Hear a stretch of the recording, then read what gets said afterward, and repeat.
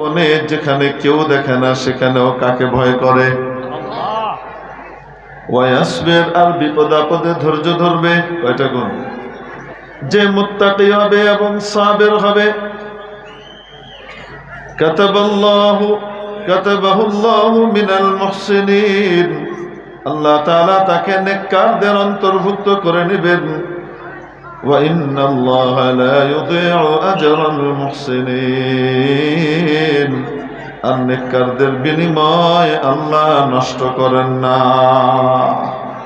তাহলে বলেন তো দেখি, যে কোনো বিপদ আপদ থেকে মুক্তি পেয়ে সম্মানের সর্বোচ্চ শিখরে আরোহণ করার জন্য যে বৈশিষ্ট্য লাগে তার নাম হলো তাকওয়া।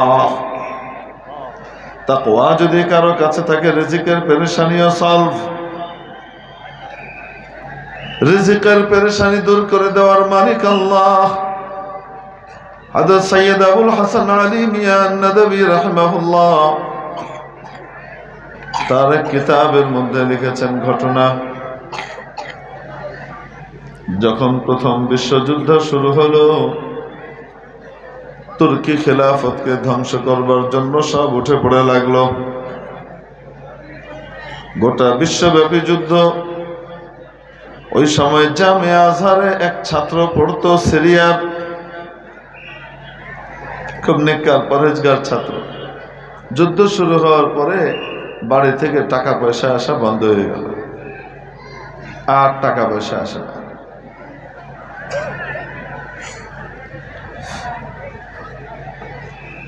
যোগাযোগ মাধ্যমই তো ধ্বংস হয়ে গেছে, ডাক বিভাগ স্থবির হয়ে গেছে, কোনো যোগাযোগ নাই, তো টাকা আসবে কিভাবে? ওই সময় ওই ছাত্র যেখানে থাকে, সে যে হোস্টেলে থাকে, যে জায়গাতে সে থাকে, সেখানে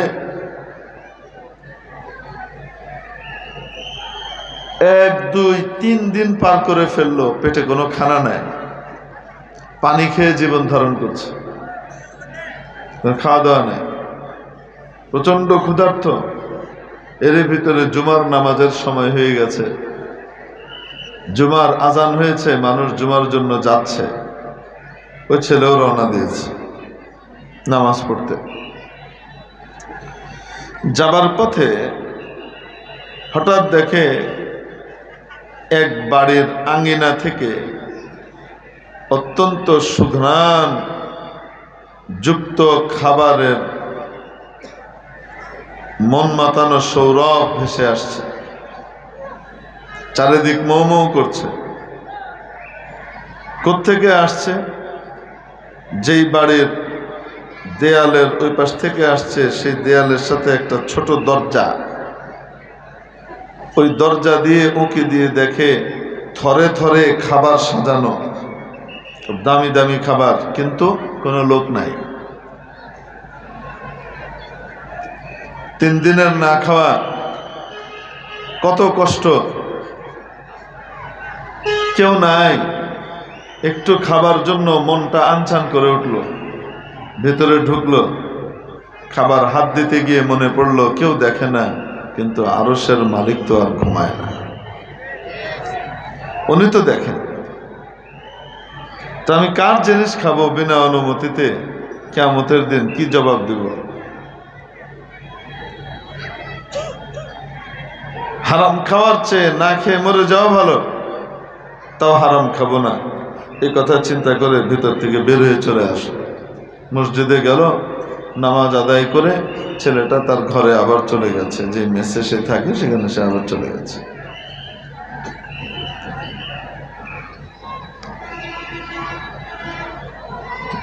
এরপর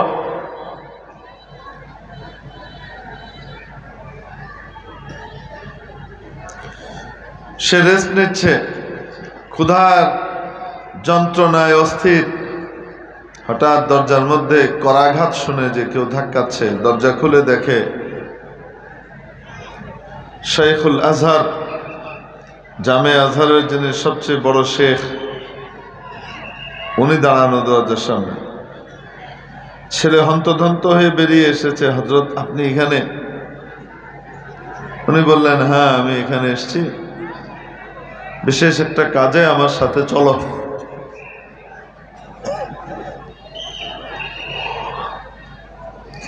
সাথে করে ছেলেকে নিয়ে গেলেন।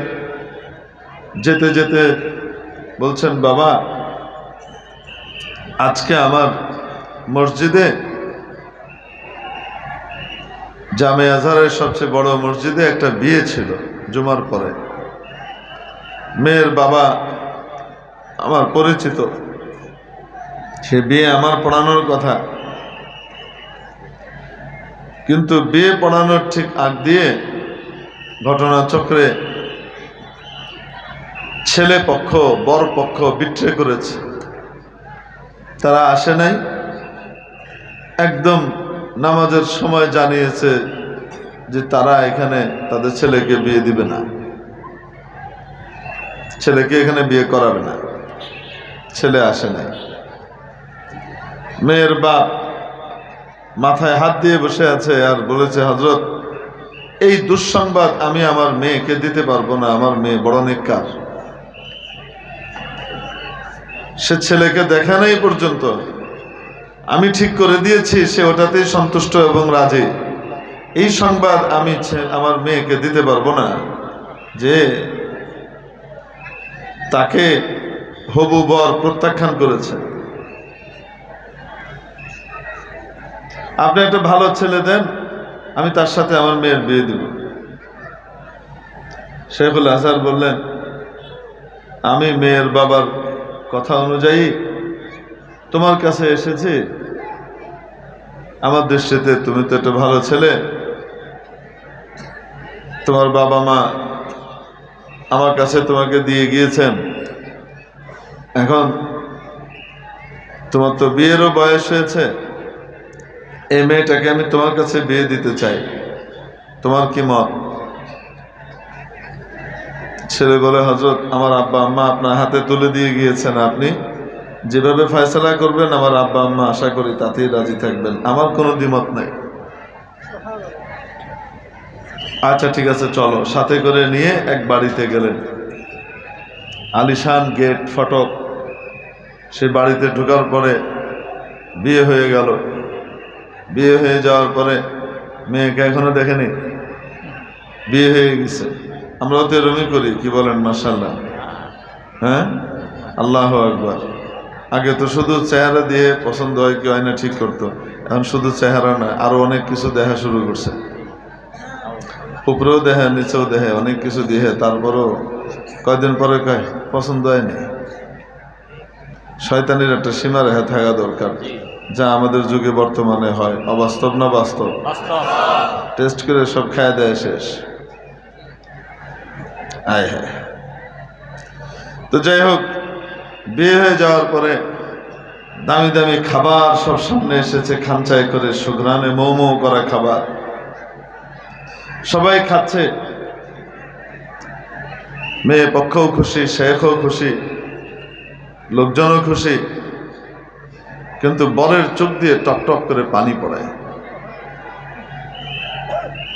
শেখ জিজ্ঞেস করলেন, বাবা তোমার কি এই বিয়েতে কোনো দ্বিমত বা অমত ছিল? এখানে তো জোর করে তোমাকে বিয়ে দেওয়া হয়নি। তোমার যদি দ্বিমত আর অমত থাকে এখনো বলো, এখনো তোমার সাথে মেয়ের কোনো সাক্ষাৎ ঘটে নাই, এখনই বিবাহ বিচ্ছেদের ব্যবস্থা করব, মেয়েটা যেমন ছিল ঠিক তেমনই থাকবে, তার গায়ে অন্য কোনো দাগ লেগেছে এ কথা কেউ বলতে পারবে না, তার আদা মোহর আদায় আমি করে দিব, তোমার চিন্তা নাই, বলো। ছেলে বলে, না হুজুর, এই জন্যে আমার চোখের পানি নয়, আমার চোখের পানি হলো এই জন্যে 3 দিন ধরে আজ আমি না খাওয়া, খিদের যাতনায় অস্থির হয়েছিলাম। যখন মসজিদের দিকে যাই, যাওয়ার রাস্তার পাশের এক বাড়ি থেকে সুঘ্রাণযুক্ত খাবার দেখতে পাই। সেই খাবারগুলো আমি একা একা দেখেছি, কেউ ছিল না, খেতে খুব মন চেয়েছিল, শুধু আল্লাহর ভয়ে খাই নাই, হারামের পথে পা বাড়াই নাই। হযরত, যেই খাবারকে আমি আল্লাহর ভয়ে ছেড়ে দিয়ে এসেছিলাম, সেই খাবারই আমার সামনে জামাই হিসেবে পেশ করা হয়েছে। ওটা ছিল বাড়ির পিছনের দরজা, যেদিক দিয়ে আমি গিয়েছি আমি পিছনের দরজার হারামকে পরিহার করেছি। রব্বুল আলামিন সদর ফটক দিয়ে হালাল ভাবে বাড়ির মালিকানা দিয়ে দিয়েছে। শুধু এক বেলার খাবার নয়, যদি হারাম খেতাম তো একবারই হয়তো খেতাম, জাহান্নামেও যেতাম। আর হারাম থেকে বেঁচেছি, আল্লাহকে ভয় করেছি, যার ফলশ্রুতিতে রব্বুল আলামিন এখন পেছনের দরজা নয়, সামনের দরজা দিয়ে সবচেয়ে ইজ্জতওয়ালা অতিথি হিসেবে আমাকে এনেছেন এবং এই বাড়ির খানা আজীবনের জন্য বরাদ্দ করে দিয়েছেন। ওয়ামান ইয়াত্তাকিল্লাহ, যে ব্যক্তি আল্লাহকে ভয় করবে, তাকওয়া অর্জন করবে, ইয়াজআল লাহু মাখরাজা, তার জন্য বিপদ থেকে মুক্তির পথ বের করে দিবেন কে? আল্লাহ। আরো আসতে বলেন আল্লাহ। একা একা ছিল বাচ্চাটা, কেউ দেখবার নাই, বড় বিপদের মধ্যে আছে, অসহায় অবস্থায় আছে, বিপদ থেকে মুক্ত করেছেন কে? ওয়ারযুকুহু মিন হাইথু লা ইয়াহতাসিব, এমন জায়গা থেকে তাকে রিজিক দেবেন যে সে কল্পনাও করতে পারবে না। তাহলে তাকওয়া হলো এত বড় নিয়ামত, আল্লাহর ভয় এত বড় নিয়ামত, এত বড় দৌলত, এত বড় সম্পদ। এই সম্পদ যার কাছে চলে আসে, তার দুনিয়ার সমস্যারও সমাধান, আখিরাতের সমস্যারও সমাধান। দামি কোরআন তার জন্য সৌভাগ্যের প্রতীক হিসেবে আসে, ঠিক কিনা? হুদাল লিল মুত্তাকিন, জান্নাত তৈরি করা হয়েছে তাকওয়াওয়ালাদের জন্য। سارعوا وسارعوا إلى مغفرة من ربكم وجنة عرضها السماوات والأرض أعدت للمتقين। ও ঈমানদাররা, ধাবিত হও, দৌড়াও সেই জান্নাতের দিকে, দৌড়াও আল্লাহর ক্ষমা এবং জান্নাতের দিকে, যে জান্নাতের প্রস্থ হলো জমিন এবং আসমান বরাবর মাঝামাঝি। জায়গাটা যতটুকু, তার ওই জান্নাতের প্রস্থ হলো এতটুকু, দৈর্ঘ্য কতটুকু কল্পনা করা যায় না।